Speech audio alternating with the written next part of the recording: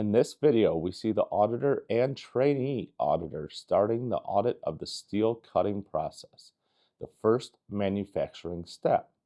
Our goal is to understand how auditors verify process setup and control by comparing physical reality to documented plans, including reviewing the setup process and checking the first off part. The links to IATF 16949 clauses 8.5.1.3 verification of job setups and the IATF Auditor Guide Section 5 relate to the application of the automotive process approach. Observe the video to see how the auditor effectively audits the process. So I wasn't expecting two of you. Oh, right. Yes. Okay. I'm the training auditor. Steve is the technical expert. Okay, so who will ask me the question? I will start. Okay. Okay. So what would you like to know about this process then? I'd like you to explain in the process what's happening here. Yeah, it's a very simple process that we get the steel coil, it's fed into the cutter, and then we cut blanks. And the blank size will depend on customer requirement. Okay.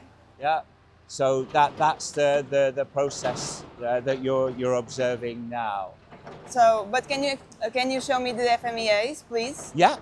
Okay. So we have an FMEA that identifies the risks in the process. Okay. This is a well-established process. We've had this process Right. for something like 8 years now. Okay. So this is our FMEA. Okay. It's been created by this multidisciplinary team. Right. The last update was about 15 months ago. Really familiar with that, Steve. Can you help me? Well, I can tell you straight away, this is in the wrong format. Okay. No, No, it's the wrong format. We've asked for VDA, IAOB, the new No, format. there's no customer-specific requirements. Our automotive customers are quite happy. We've had no new automotive projects for the last 3 or 4 years. So we're not going to go through and update all of our FMEAs to the new format. If we get a new project, maybe we would use a new template. You've just said this is 15 months old. The last update was 15 months So ago. when you last updated, why haven't you changed it? Because there's no requirement to do that. We're more than happy. We've identified all the risks. We've taken the actions to reduce the risk. I'm happy to show you some of those risk reduction activities, but we're not going to take time and effort to reformat all of this Okay. into the 7-step approach. Okay. But can you show us the checks or? Yeah, so we have a control plan. So for this process, when we set the process up, we do a first piece inspection. Okay. So I have a first piece here. So we take the first piece and we measure the thickness.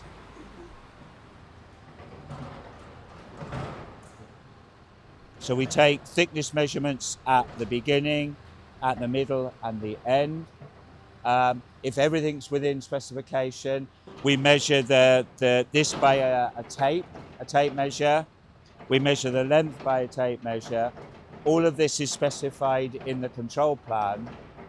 If everything at the first off is okay, we do a 1 in 50 check. So every 50 blanks we would take apart and we would check it. That is specified in the control plan. Okay. Can we have a look at the micrometer, please? You want to look at this? Yes, please. Yeah. You're going to put that. So this is within calibration. It was calibrated in May of this year. So is In that May in 25. calibration or due? In May? That's when it was calibrated. Right, okay. All of these are on a 1-year calibration. We don't put the expiry date, we only put the calibration date on the label. Okay, right, okay. Is that okay? Yeah.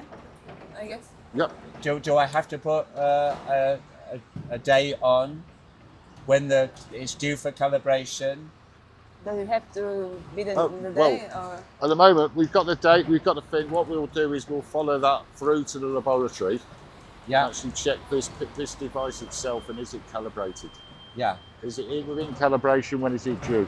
At the moment, I read that as it's due in So July it was 25. calibrated 525, it'll be 526 that is due for calibration. But no, surely All these are calibrated on a 1-year basis. everything's on 1 year, so Yeah, where's that yeah. stated? Is there any instructions? We'll go, when we look at calibration in the lab, we can follow that audit trail. Okay. Okay. Okay. We see in this video that the qualified auditor is accompanied by a trainee auditor. While this is a key activity in developing the competency of a new auditor, before the audit it should be ensured that roles are clearly defined and that it's clear who will take the lead in asking the questions.